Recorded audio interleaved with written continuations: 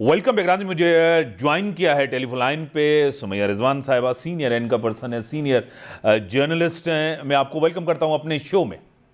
Thank you इम्ताज साहब। एक फिर आपको पता है कि हमजा शहबाज को बचाने की कोशिश कर रहे हैं, और जिस तरह आज इमरान खान ने भी इल्ज़ामात लगाए मोहतरम जनाब आसिफ अली जरदारी साहब के ऊपर, तो वो हमारे MPAs खरीद करने की कोशिश कर रहे हैं। क्या कहेंगे?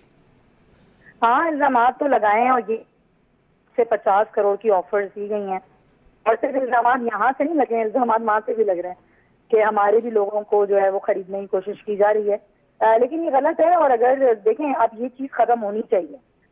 ये जमीर फरोशी, ये लोटा क्रेसी हमारे मुल्क में ये चीज एक्सपोज हुई है, बड़ी अच्छी बात है। क्योंकि हम अगर ये देखें कि बचपन से अब तक ये किसी को पता ही नहीं था कि लोटा क्रेसी क्या, फरोशी क्या होती है, ये एक्चुअली पता चल गया है। और आवाम जो है ना वो खड़े हो गए हैं इसके खिलाफ। ये सियासतदान जो गेम खेलते हैं ना, अब इनको ये बंद करना होगा। क्योंकि अगर आपके अंदर वफा नहीं है ना, तो फिर आपके अंदर कुछ भी नहीं है। और आवाम आपको अपने वोटों से मुंतखब करती है, और वही मुंतखब होने वाले जब दिख जाते हैं तो फिर आवाम उनको कैसे मुस्तरद करती है। इम्तियाज साहब, ये सबने पंजाब में देख लिया है। आपको क्या लग रहा है कि जिस तरह एक नफसियाती तौर इमरान खान साहब इस बाई इलेक्शन में जीतने के बाद सारी पॉलिटिकल पार्टीज के ऊपर हावी तो हमें नजर आ रहे हैं, आपको खुद पता है, और दूसरी बात यह है कि नून लीग का सियासी मुस्तकबिल पंजाब के अंदर, क्योंकि पीपल्स पार्टी तो बड़ी सेफ है, लोकल पार्टीज के फर्स्ट फेज में भी उन्होंने जीता है, सेकंड फेज होने चला, पीपल्स पार्टी को कोई खौफ नहीं है, क्योंकि आपको पता है सिंध के अंदर वो मजबूत हैं। हाँ बिल्कुल, और वो हैं अंदरून सिंध में भी बहुत मजबूत हैं। बात करते हैं पंजाब में मुस्लिम लीग नून के मुस्तकबिल की, तो देखिए मुस्लिम लीग नून का कोई बयानिया नहीं था। सही। और जो बयानिया उनका कभी था वो भी बिल्कुल फुसफुसा गया। अगर उनको अपनी सियासत बचानी है तो नवाज शरीफ साहब को वापस आना होगा, उनको क़यादत करनी होगी इस पार्टी की, जो कि वो आएंगे नहीं। और अगर वो नहीं आएंगे तो फिर तो इस जमात का वाकईतन कोई मुस्तकबिल नहीं है। इनके अपने अंदर के लोग इस तरह समझ रहे हैं। और आप ये देखें कि बहुत सारे लोगों के बयानात हैं, ख्वाजा साहब रफीक का, मुसद्दिक मलिक का और जावेद साहब का, सबके बयानात हैं। वो खाइश है अपनी पार्टी से, अपनी पार्टी पॉलिसी से, टिकट की मालिक की, जिस तरह टिकट दिए गए सबको, इससे उनका वर्कर खाइफ है, उनका अपने जो रहनुमा है वो खाइफ है।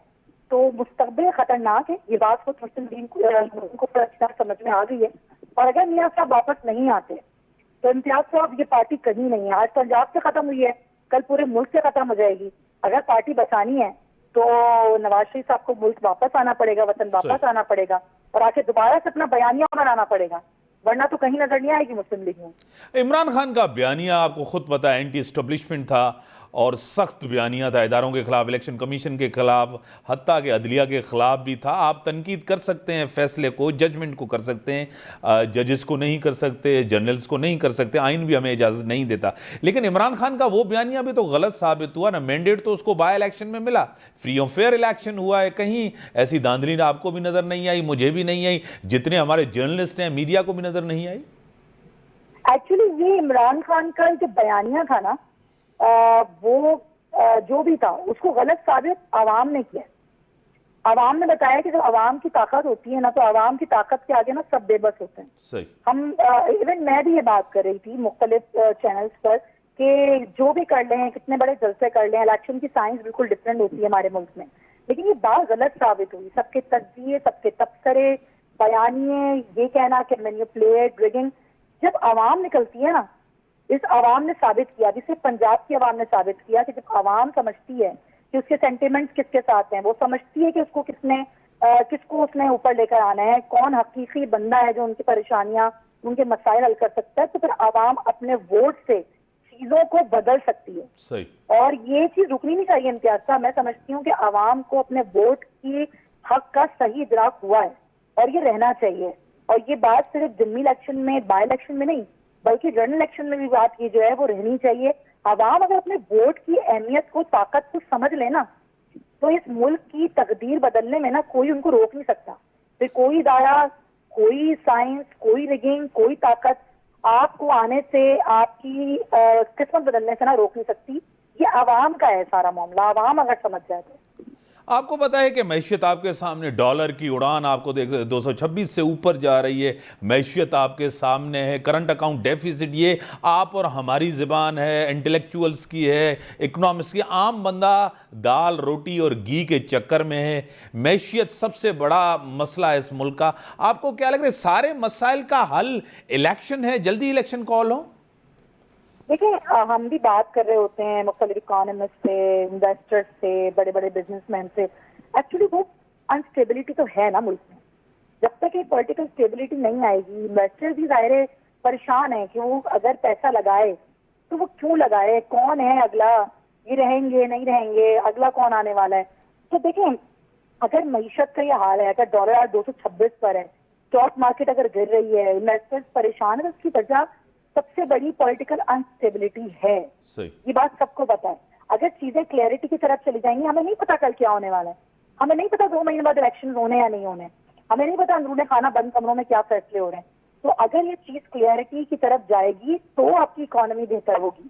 ये बात समझने की जरूरत है कि भाई इंटरनेशनली असर पड़ता है, वो एक अलग बात है, लेकिन आपकी जो अंदरूनी मसाइल है अगर वो ठीक नहीं होंगे, पॉलिटिकल स्टेबिलिटी नहीं आएगी, तो आपका रुपया मुस्तहकम नहीं होगा, आपके मुल्क में इन्वेस्टर्स नहीं आएंगे। अगर ये सियासतदान इस चीज को नहीं समझेंगे, अल्लाह ना करे, तो मामला तो फिर श्रीलंका वाले तो हो रहे हैं ना। बात करते हैं मित्ता साहब के हमने डिफॉल्ट से निकाल लिया है। अगर आपने मुल्क को डिफॉल्ट से निकाल लिया है, ये डॉलर कहाँ जा रहा है, हमारा कर्जा कहाँ चला गया है, क्यों स्टॉक मार्केट ऊपर नहीं उठ रही, क्यों फिच की रेटिंग आप देख लें, आप मूडीज की रेटिंग देख लें, तो फिर अगर आप कह रहे हैं कि सब कुछ ठीक है, तो फिर ये सब कुछ क्या है, स्टेबिलिटी तो नहीं है ना। सही। आपको खुद पता है कराची के अंदर अब हैदराबाद, कराची, बदीन और कराची अहम है। बाई इलेक्शन का सेकंड फेज होने वाला है। आपको पता है यहाँ 14 MNAs हैं तहरीक इंसाफ के, 25 MPAs हैं, पीपल्स पार्टी, नून लीग, MQM, PSP, TLP भी यहाँ है, सब सियासी जमातें हैं। यहाँ अगर तहरीक इंसाफ को रिजल्ट नहीं मिलता अच्छा बेहतर, तो ये भी एक जो है ना तहरीक इंसाफ के लिए सबसे बड़े इस शहर में एक बड़ी नाकामी नहीं होगी? अच्छा, आप मुझे बताया ना इम्तियाज साहब, क्यों अच्छा रिजल्ट मिले, क्या किया है 14 MNAs में, क्या किया हम कराची वालों के लिए? सिंध के लिए तो चलें छोड़ देना, कराची वालों के लिए क्या किया? ये 14 MNAs बैठे रहे, कभी कोई अपने हलके में गया आज तक, उसने जाके देखा कि उनके इलाके के क्या मसाइल हैं, उन इलाके के मसाइल को जो आप हुकूमत में थे आपने हल करने की कोशिश नहीं की, आपने उस वक्त उन चीजों को सीरियस नहीं लिया। भाई आपके गवर्नर थे कराची से, सदर पाकिस्तान कराची से हैं, 14 MNAs आपके कराची से। अगर कराची वाला ये कह रहा है कि जी मैं PTI को वोट क्यों दूं, तो आप सवाल नहीं कर सकते उनसे। सही। आप नहीं पूछ सकते क्योंकि आपने कुछ किया नहीं। अब वफाक ने बड़ी बड़ी बातें की, ये कराची कई दफा डूब चुका है भाई।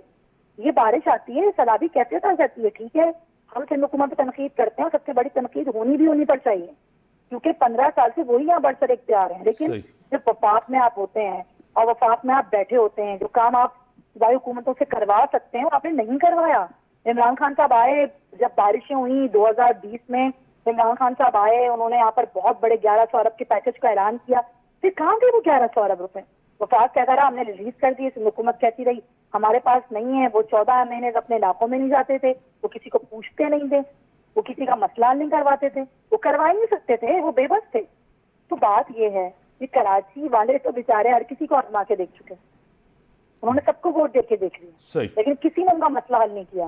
तो अगर आप ये कह रहे हैं ना कि अगर उनको नतीजा नहीं मिला, तो क्या वो एक्सपेक्ट कर रहे हैं कि जो वो उनका मनचाहा नतीजा है कि कराची वाले उनको वोट देंगे सिर्फ बयानिए पे? कराची वाले बहुत बाशऊर हैं, मैं ये नहीं कह रही कि पंजाब वाले नहीं है, वो भी बहुत बाशऊर हैं, लेकिन पंजाब में काम हुआ है, कराची में काम नहीं हुआ है।